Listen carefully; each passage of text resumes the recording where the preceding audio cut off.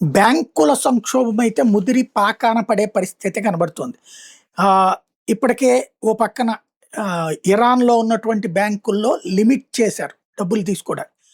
అట్లాగే ఇజ్రాయెల్ బ్యాంకుల మీదన నిన్న దాడులు చేసుకొచ్చింది ఇరాన్.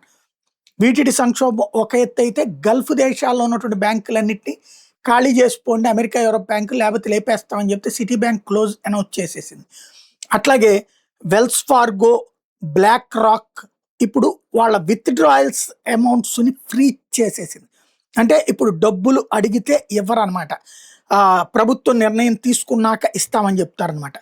ఇట్లా వరుసబెట్టి క్రమంగా బ్యాంకింగ్ సెక్టర్ ఇప్పటికే జేపీ మార్గాను ఇట్లాంటి వాళ్ళు ఇంకొక సంక్షోభం క్రియేట్ చేస్తున్నారు. వివిధ రకాలైనటువంటి వ్యవహారాలు క్రమంగా బ్యాంకింగ్ సెక్టార్‌ని సంక్షోభంలో ముంచెత్తుతున్నాయి. ఈ పరిణామం ఎక్కడి దాకా దారితీస్తుందో ఎవరికీ అర్థం కాకుండా ఉందన్నమాట.